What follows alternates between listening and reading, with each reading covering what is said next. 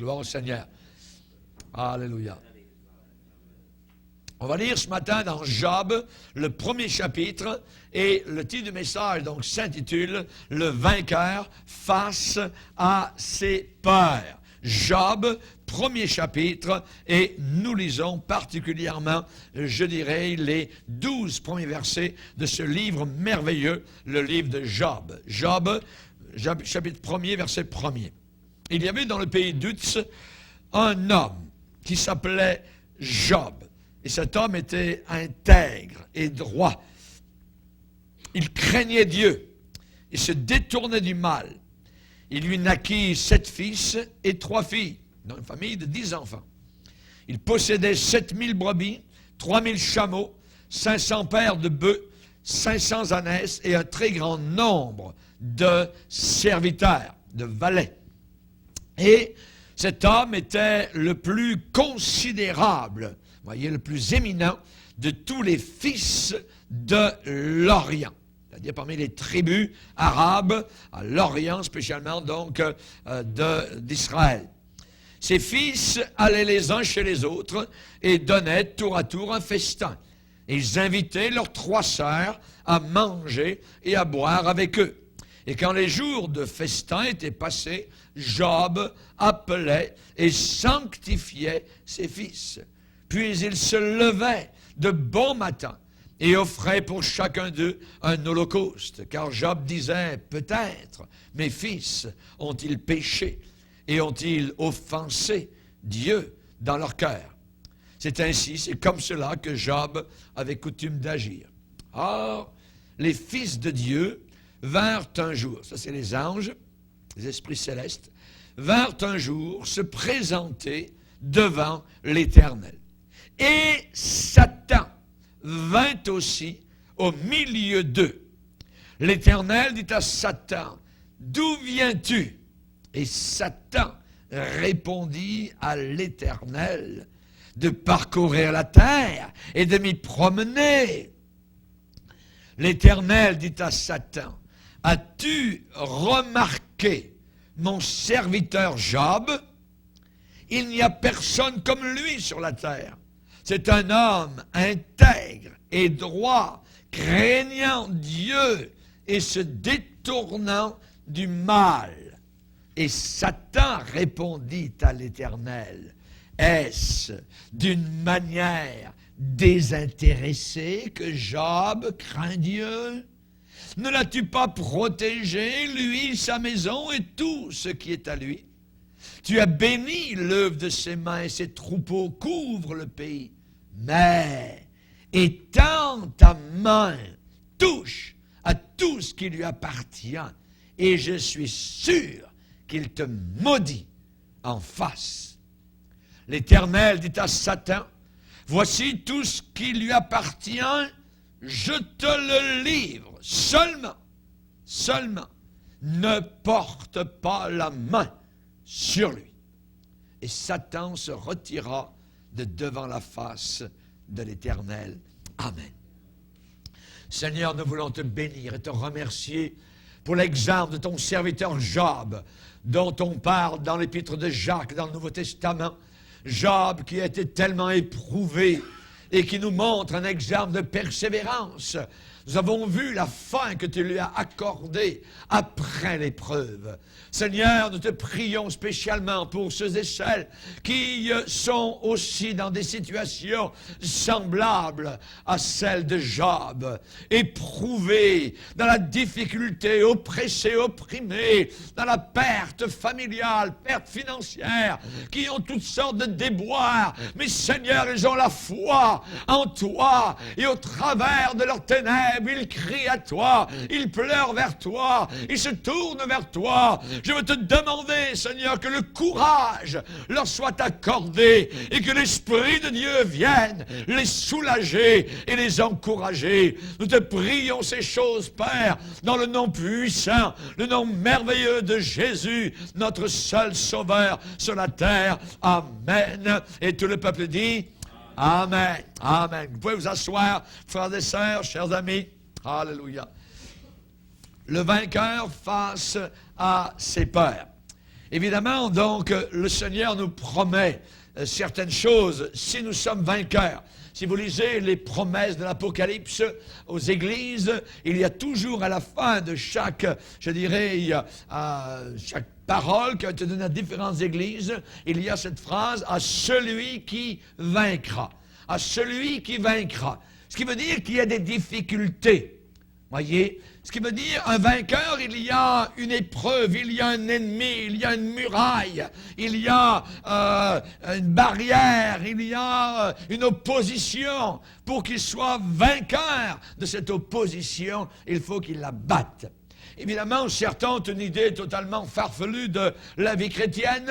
Ils pensent que la vie chrétienne est un tapis rouge qui est déroulé sur leurs pas et qu'ils n'auront aucun problème, aucune difficulté sur la terre. Et si vous lisez un petit peu votre Bible, vous allez comprendre que ce n'est pas du tout le cas. À celui qui vaincra, ça veut dire qu'il y a un combat, il y a une difficulté, mais on peut vaincre. Le Seigneur nous a donné le pouvoir d'avoir la victoire. Et de toutes mes années de vie chrétienne, environ une quarantaine maintenant, eh bien souvent, je suis retourné vers le livre de Job. Le livre de Job est un livre tout à fait particulier pour l'encouragement.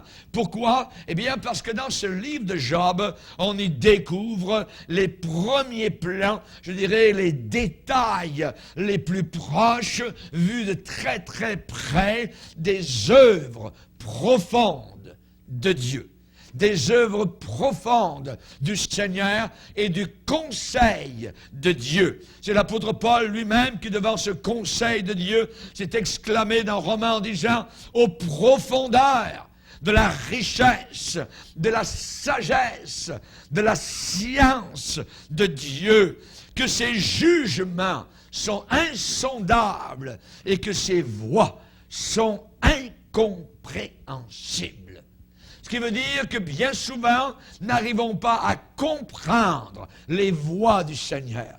Les voies du Seigneur sont profondes, sont souvent incompréhensibles. Il est dit, car qui a connu la pensée du Seigneur? Qui a été son conseiller? Qui peut conseiller le Seigneur? Qui lui a donné en premier pour qu'il ait à recevoir en retour? C'est de lui, c'est par lui, c'est pour lui que sont toutes choses. À lui la gloire dans tous les siècles. Amen, va dire l'apôtre Paul. Les voies de Dieu sont incompréhensibles. Tôt ou tard, dans votre vie chrétienne, ça vous est peut-être déjà arrivé. Si ça ne vous est jamais arrivé, ça vous arrivera. Tôt ou tard, voyez, eh bien, il arrive quelque chose. C'est qu'on va se poser la même question, ou on va poser nous-mêmes la même question que Satan a posée à Dieu. La même. Cette question est simple. À quoi ça sert la foi? À quoi la foi sert-elle quand votre santé est partie? Quand vous êtes très malade, à quoi ça sert la foi? Quand votre propriété a disparu, à quoi ça sert la foi? Quand votre famille a été enlevée, à quoi ça sert la foi? Quand vos amis sont fondus comme neige au soleil, quand votre épouse vous laisse tomber ou votre mari vous abandonne, à quoi sert la foi à ce moment-là? C'est la même question que Satan a posée à Dieu. Le diable a dit au Seigneur, mais étends ta main et touche à tout ce qui lui appartient, et je suis sûr qu'il te maudit en face. Quand vous avez tout perdu, à quoi sert la foi? Quand vous n'avez plus rien, voyez, sur quoi vous appuyer. Peut-être que Satan est en train de vous dire la même chose. Voyez. Tu as tout perdu. Tu as perdu ceci, tu as perdu cela. Tu es un perdant dans la vie. À quoi ça sert de continuer à croire? Où est ton Dieu? Dieu ne t'aime pas, et ainsi de suite. Et les malédictions commencent, et le volcan commence à cracher ses poubelles venant de l'enfer, ses mensonges. Presque n'importe quel hypocrite peut rendre à Dieu un service du bout des lèvres, une adoration du bout des lèvres, une louange du bout des lèvres, quand le soleil brille, quand les choses vont de son côté. N'importe quel hypocrite peut louer le Seigneur. Mais, c'est pas la foi. Ce n'est pas la foi. C'est de la politesse. Ça peut être simplement une courtoisie. Ça peut être de la civilité, simplement. Oui. Il faut bien plus que de la politesse pour vivre une vie de victoire. Une vie de victoire.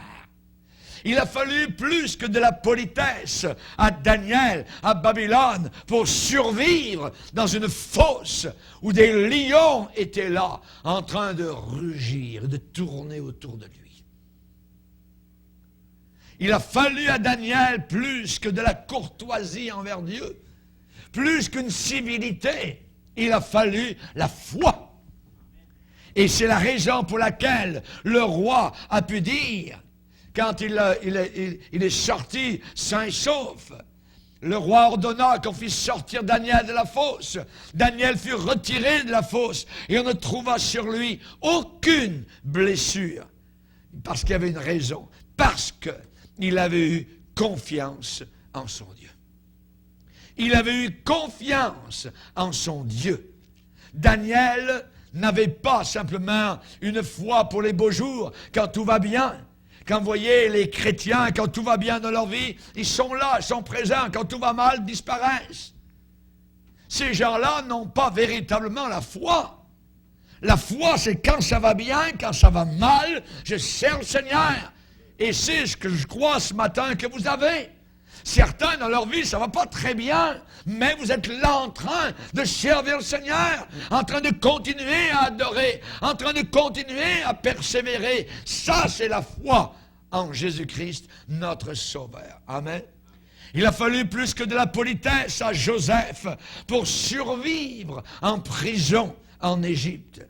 Et les prisons d'Égypte n'étaient pas les prisons du Canada, avec football, avec cafétéria, avec télévision et tout ça, et sport à volonté, et ainsi de suite. Non, non, non. Les prisons d'Égypte, c'était différent. Vous aviez une seule hâte, sortir de là-dedans. Avec les rats, avec toutes sortes d'humidité, peut-être une quinzaine, une vingtaine, une trentaine dans la même cellule, en train d'entendre des blasphèmes, avec des viols, avec toutes sortes de choses. Toutes sortes de choses pouvaient se passer. Et Joseph était là, en prison. Voyez, il a fallu qu'il ait la foi en Dieu. Plus que cela, il avait le Saint-Esprit de Dieu en lui. Et même le grand monarque Pharaon l'a remarqué et a dit, quand il est sorti de prison, trouverions-nous un homme comme celui-ci en qui l'Esprit de Dieu réside? Pour être un vainqueur, il faut que l'Esprit de Dieu réside en nous, comme il résidait dans Job. Nous voyons Satan qui dit à Dieu, étends ta main, touche à tout ce qui est à lui, détruis tout ce qui lui appartient. Je suis certain, je suis sûr, je ne me trompe pas. Mais on sait qu'il est menteur. Mais Satan dit, je suis sûr qu'il va te maudire en pleine face. Et c'est ce qui arrive à plusieurs. Les apostats sont comme cela. Les apostats, un jour, suivent le Seigneur. Le lendemain, ils vous écrivent une lettre. Pasteur Bourgier, tout ce que vous avez enseigné, tout ce que vous dites, c'est de la foutaise. Ils ne croient plus un seul mot, ainsi de suite. Comment se fait-il qu'ils y croyaient pendant des années et soudain, ils n'y croient plus? L'apostasie s'est infiltrée dans leur cœur. Un péché est là. Et le péché emmène la personne bien plus loin qu'elle n'a jamais pensé ou imaginé. Il a fallu plus que de la politesse à l'apôtre Paul, alors que le bateau sur lequel il se trouve a fait naufrage, alors que le mât est cassé, alors que les matelots ont jeté par-dessus bord toute la cargaison, alors qu'il n'y a plus de blé, alors qu'il n'y a plus rien, peut-être sur le bateau, et juste des morceaux de planche. Et l'apôtre Paul est dans l'eau maintenant, et les autres sont là, quelque part au travers des vagues. Et il leur crie, prenez courage, aucun de nous ne sera perdu, parce qu'un ange de Dieu que je sers m'a dit qu'il en serait ainsi, que personne ne périrait. Ça prend plus que de la politesse. Ça prend plus, évidemment, que de la courtoisie envers Dieu. Ça prend plus que de la civilité. Ça prend la foi. Votre christianisme doit descendre bien plus profondément que la surface. Votre christianisme doit descendre bien plus profondément que cela. Nous avons été avertis qu'à la fin des temps, beaucoup auraient uniquement l'apparence de la piété. L'apparence, le vernis de la piété, ce qui paraît à l'extérieur. Voyez, il faut avoir plus que l'apparence extérieure. Il faut avoir l'intérieur qui correspond à l'extérieur. David, dans le psaume 17, a déclaré une chose semblable. Et il dit, Seigneur, si tu viens me visiter la nuit, alors qu'est-ce que tu vas trouver dans ma vie? Il va le déclarer au psaume 17 et au verset 3. Si tu sondes mon cœur, si tu le visites la nuit, si tu m'éprouves, tu ne trouveras rien. Ma pensée n'est pas autre que ce qui sort de ma bouche. On appelle cela l'intégrité. Être vrai à l'intérieur, être vrai à l'extérieur. Mais le problème, c'est qu'à la fin des temps, beaucoup auront une apparence extérieure, parlant le langage de Dieu, disant les bons mots, ayant le bon livre à la main, la bonne Bible, mais ne vivant pas cette parole-là. Si vous voulez être un vainqueur, il ne faut pas avoir l'apparence de la piété, mais il faut en avoir ce qui en fait la force. Amen. Ne pas renier ce qui en fait la force. Et ce qui fait la force du christianisme, cette mise à part de l'esprit de ce monde. J'aimerais vous dire ce matin tout d'abord que Satan va travailler sur vous. Si vous êtes un véritable chrétien, Satan va travailler sur vous.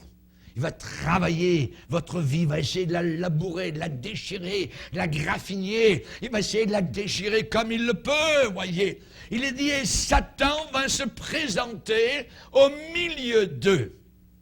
Satan vient devant Dieu, au milieu des anges de Dieu, pour se présenter. Mais lui, il se présente toujours pour accuser. Pour accuser. Il se présente devant le Seigneur. Et là, Satan est là pour sonder, pour examiner. Il est là pour étudier chacun de ceux qui se disent chrétiens. Qui se disent chrétiens. Il est là pour accuser. L'accusateur des frères. Il est là pour étudier chacun de ceux qui font une profession religieuse. Faire une profession religieuse, ça veut dire certaines choses religieuses. Je suis ceci, je suis cela, voyez. Une profession religieuse. Dans Tite, on nous dit que certains, ceux qui font profession de connaître Dieu, mais qui le renient par leurs œuvres. Par leurs œuvres. Étant abominables, on parle ici de sexualité, étant des abominables sexuels, des rebelles, etc. Certains, donc, font profession de connaître Dieu. Et on sait que Satan se tient devant Dieu pour mettre cette profession religieuse au test. Au test. Je suis sûr qu'il te maudit en face. Éprouve-le, étends ta main, touche tout ce qui lui appartient. Enlève-lui tout, toutes ses richesses, enlève sa santé, enlève-lui sa famille. Je suis convaincu, il te maudit en pleine face. Parce que Job n'est pas vrai. Job, c'est quelqu'un qui te sert parce que tu l'as béni financièrement, parce que tu l'as béni matériellement, parce que tu l'as béni avec un certain nombre d'enfants, avec beaucoup de chameaux, ainsi de suite. Mais il te sert juste à cause de ça. Mais enlève-lui tout ça. Enlève le tapis sous ses pieds. Je suis convaincu qu'il va te maudire en pleine face. Voilà ce que Satan a déclaré à Dieu. Satan veut voir lui-même jusqu'à quel point cette soi-disant profession chrétienne est réelle. Si c'est du toc ou si c'est vrai, si c'est authentique. Satan veut voir lui-même jusqu'à quand, pendant combien de temps vous allez tenir bon, sans lâcher la foi. Il veut voir lui-même sous quelles conditions, parfois terribles, vous ne reculerez pas. Vous ne lâcherez pas. On se rappelle Jésus qui a dit à l'apôtre Pierre, « Simon, Simon, Satan t'a réclamé, t'a demandé pour te cribler comme du froment. » Satan te réclame durant la semaine. Satan te demande, il veut te cribler, il veut t'attirer, il veut te séduire, il veut employer le sourire. Si le sourire ne marche pas, ça va être la colère, ça va être la persécution ouverte, voyez. D'une manière ou d'une autre, il va essayer pour te déraciner de la foi en Jésus-Christ. Dieu, lui, a vu la foi de Job. Dieu a vu la foi authentique de Job. Et il a dit au diable, Dieu a dit à Satan, as-tu remarqué? Ça veut dire, le mot remarquer, ça veut dire c'est remarquable. C'est remarquable. As-tu remarqué mon serviteur Job?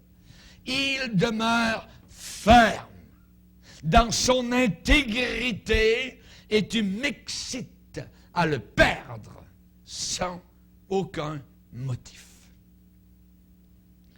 Chers amis, pour nous qui sommes chrétiens, nous savons en qui nous avons cru. Et nous devons dire avec Paul, je suis persuadé qu'il a la puissance de garder mon dépôt jusqu'à ce jour-là. Qu'il a la puissance de garder ce que j'ai déposé à ses pieds, ce que j'ai mis en dépôt ma vie entière jusqu'à ce jour-là. La foi n'est pas quelque chose que vous pensez que vous avez. Oh, je pense que j'ai la foi. C'est pas ça. La foi est plus forte que les comptes en banque. La foi est plus forte que les évaluations de crédit.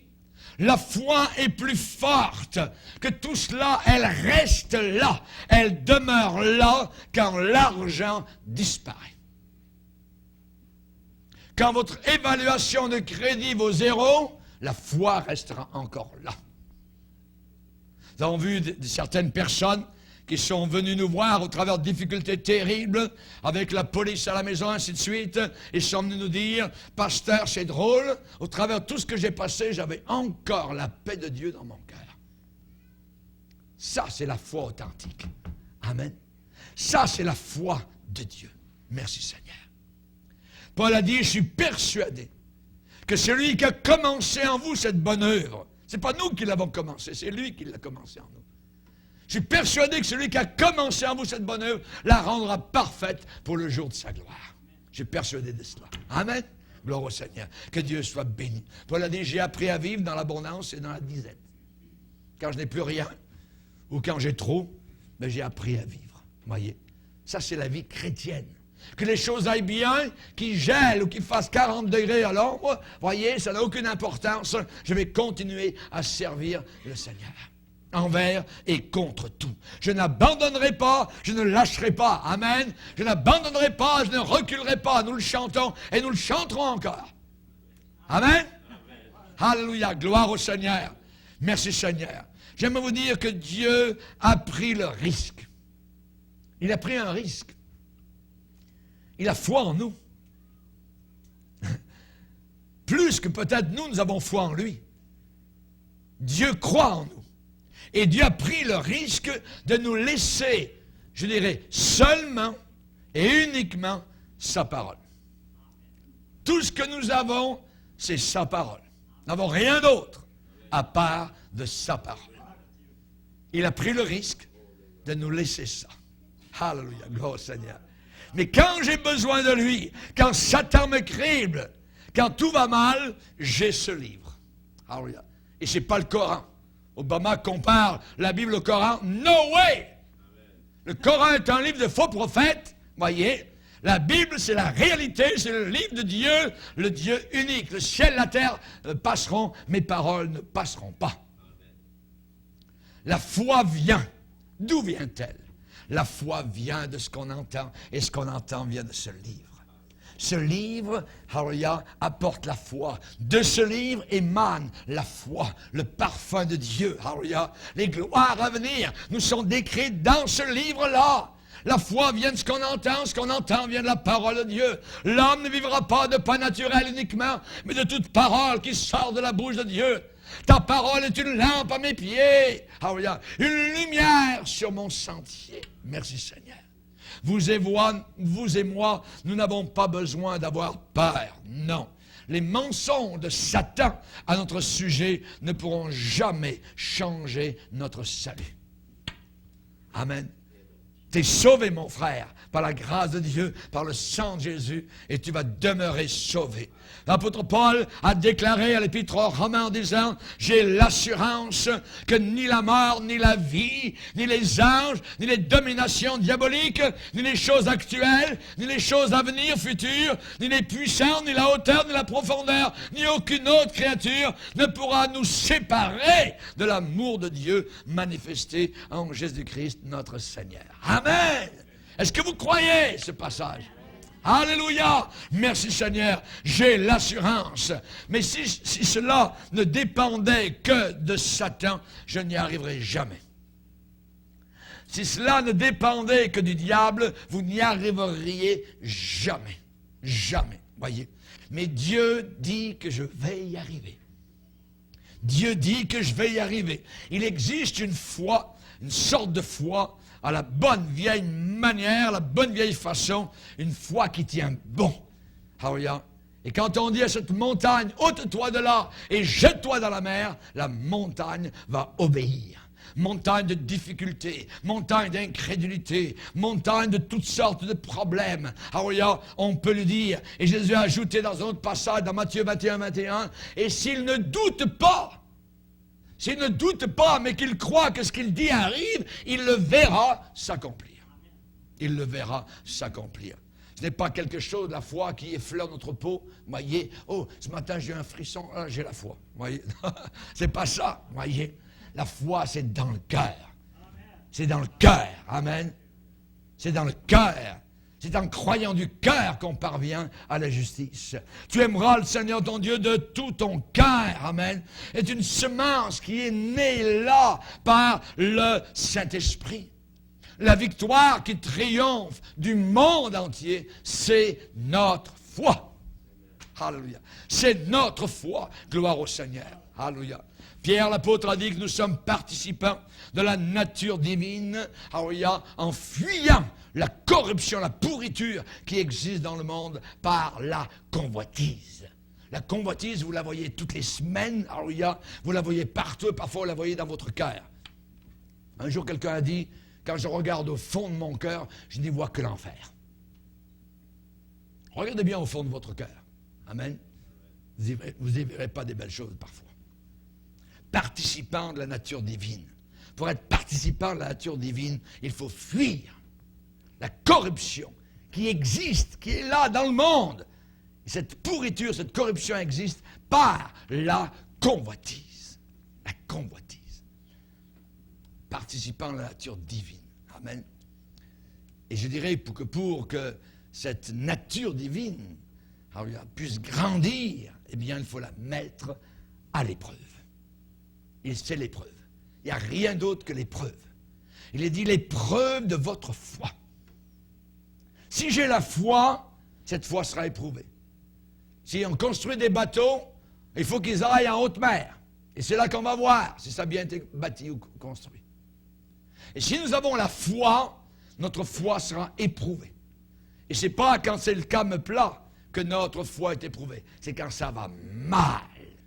quand vous avez des mauvaises nouvelles d'un côté, mauvaises nouvelles de l'autre bord. Alors là, quand on vous dit, là-bas, ça arrive, attention, prépare-toi, au de toi, il y a un cyclone qui s'en vient, ainsi de suite, vous voyez, difficulté.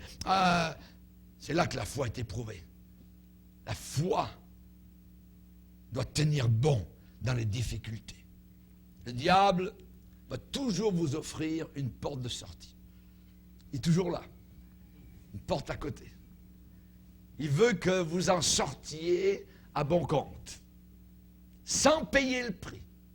Plus que cela, s'il le peut, en reniant Jésus-Christ. Le diable offre toujours une porte de sortie. Connaissez-vous la porte qu'il a offerte à Job?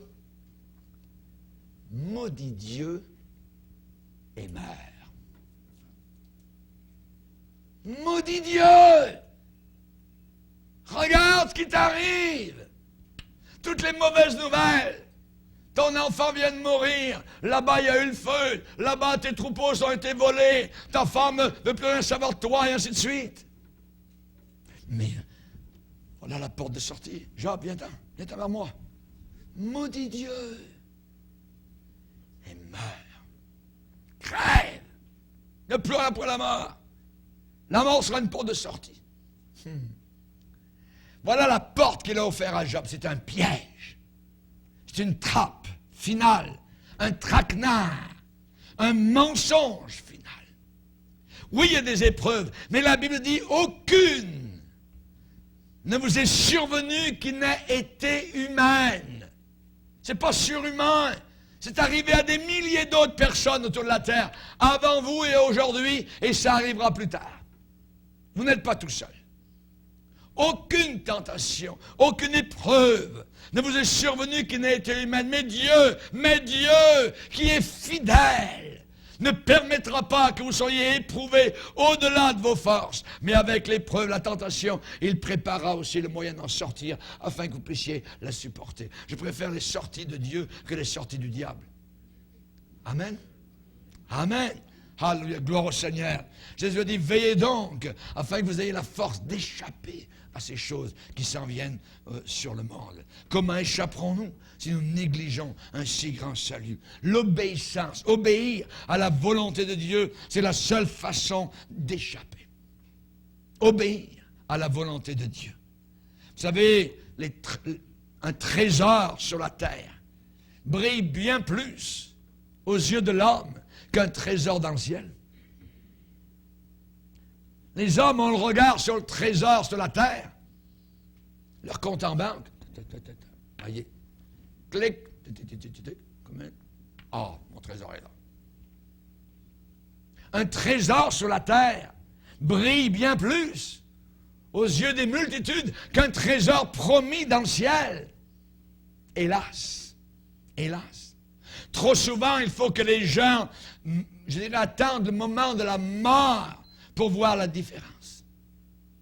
Moment de la mort pour voir la différence. Jésus dit que votre cœur ne se trouble pas. Croyez en Dieu et croyez en moi. Il y a beaucoup de demeures dans la maison de mon Père, mais c'est juste des paroles.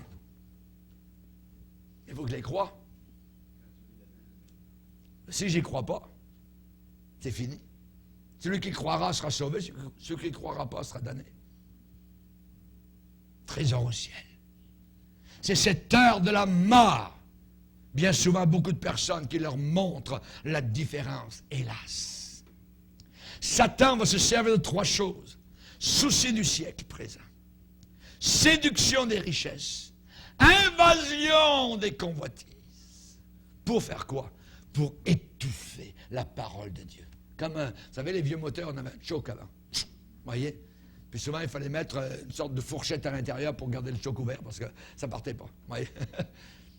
Chers amis, ce qui aujourd'hui ferme, évidemment, la parole de Dieu qui étouffe le moteur de beaucoup de chrétiens, trois choses. Souci du siècle, séduction des richesses, invasion des autres convoitises.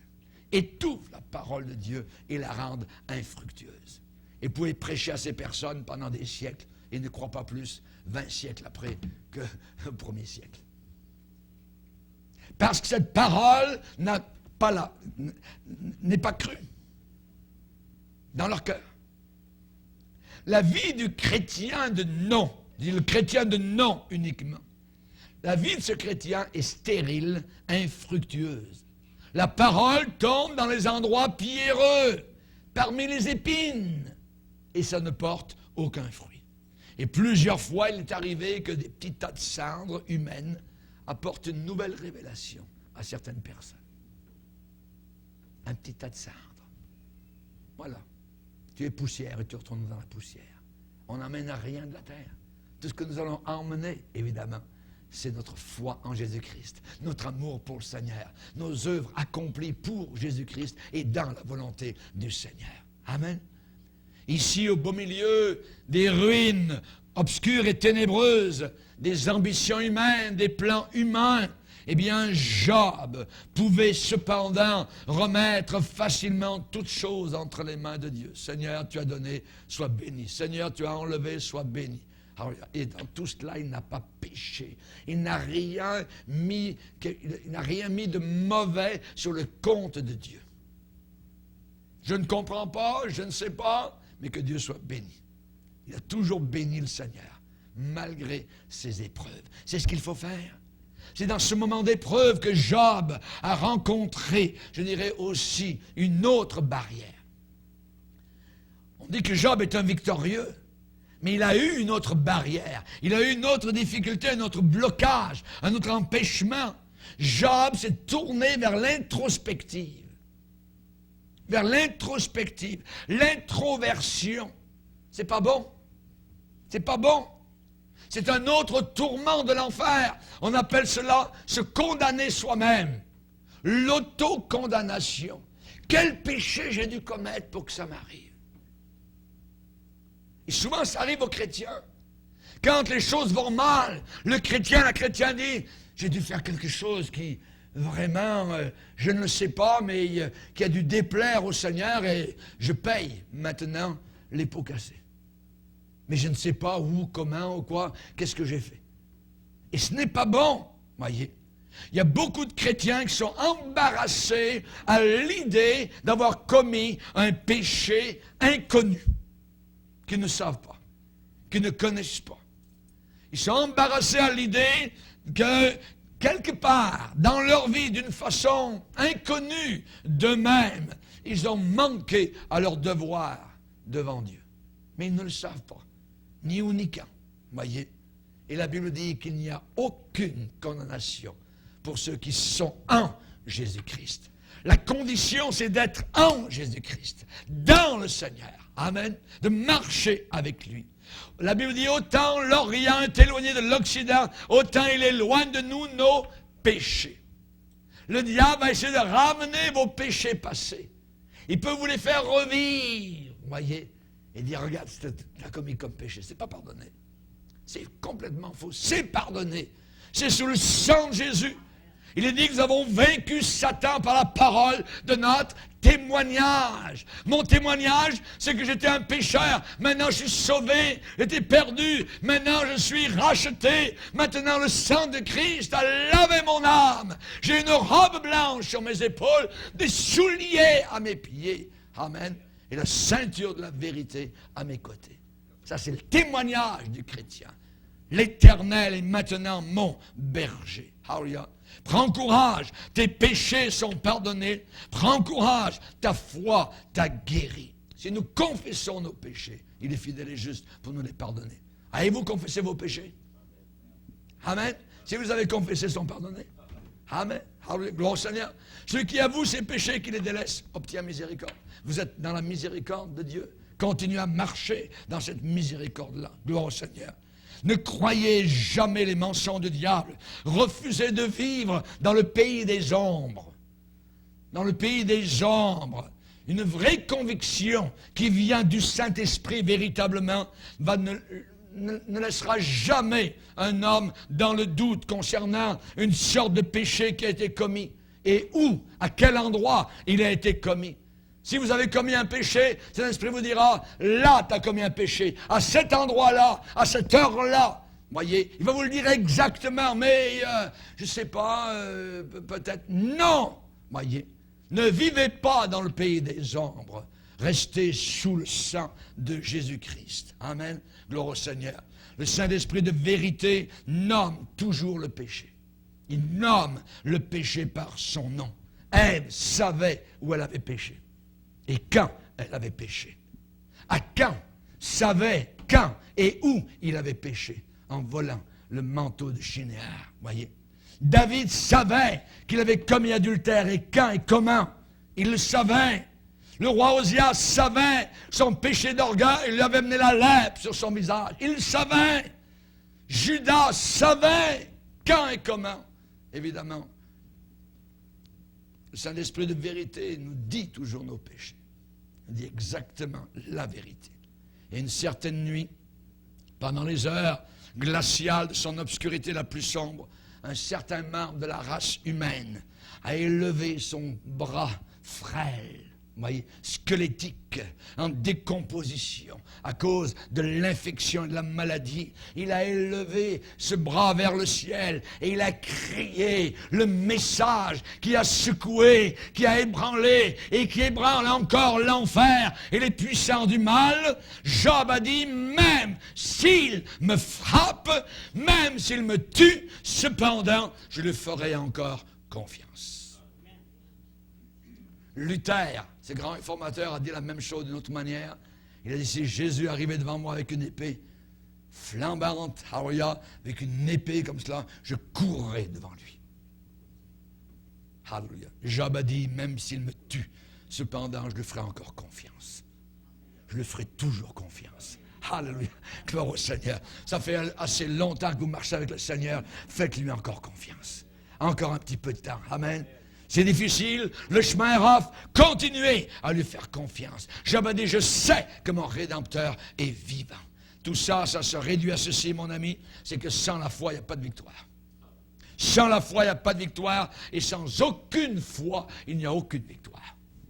Aucune victoire. Le diable est venu vers Ève et lui a dit, Dieu a-t-il réellement dit? Il a fait douter de la parole de Dieu. Nous devons répondre, il est écrit. C'est écrit que mon nom est inscrit dans le livre de vie. Je suis sauvé par sa grâce. Amen. Si je n'arrive pas à épingler, à accrocher ma vie sur la parole de Dieu, alors il n'y a plus rien sur quoi je peux placer ma confiance. Plus rien du tout, voyez. Tout le reste vacille, chancelle, défaille, tout s'écroule, tout tombe. La richesse, le plaisir, la santé, la popularité, le succès, la réussite, l'influence, la réputation qui sont là aujourd'hui seront partis demain. En quoi et en qui puis-je mettre ma confiance? Dieu a répondu, ne crains rien, car je suis avec toi. Ne promène pas des regards inquiets. Car je suis ton Dieu. Je te fortifie. Je viens à ton secours. Je te soutiens de ma droite triomphante. Alléluia. Merci Seigneur. Est-ce que les mots ne craignent pas, ne sont pas répétés souvent dans la parole de Dieu? Merci Seigneur. Pour ces trois mots, ne crains pas, à l'impératif présent, c'est comme un commandement. Ne crains pas, on me commande de ne pas avoir peur. On me commande de ne pas craindre. La peur et le doute, c'est un péché. Et Pierre, rappelez-vous, quand il a marché sur l'eau, il a commencé à couler quand il a commencé à douter. Jésus l'a pris par la main, hallelujah, l'a fait monter dans la barque et lui a dit, pourquoi as-tu douté? Pourquoi as-tu douté? Si vous doutez, vous allez couler. Le doute, Dieu a-t-il réellement dit cela? Et nous allons vivre de plus en plus autour de nous avec des gens apostats. Des gens qui vont renier, qui étaient auparavant dedans, mais qui n'y seront plus. Il faut faire attention. Du jour au lendemain, n'importe lequel parmi nous peut apostasier. Nous devons faire très attention. Très, très attention. Pourquoi as-tu douté, homme de peu de foi? La peur va dire, Dieu peut te laisser tomber. Ça, c'est la peur qui parle comme ça. Dieu peut te laisser tomber. On ne peut pas vraiment faire confiance à Dieu. La peur va vous dire, Dieu est indigne de confiance. Et aïe.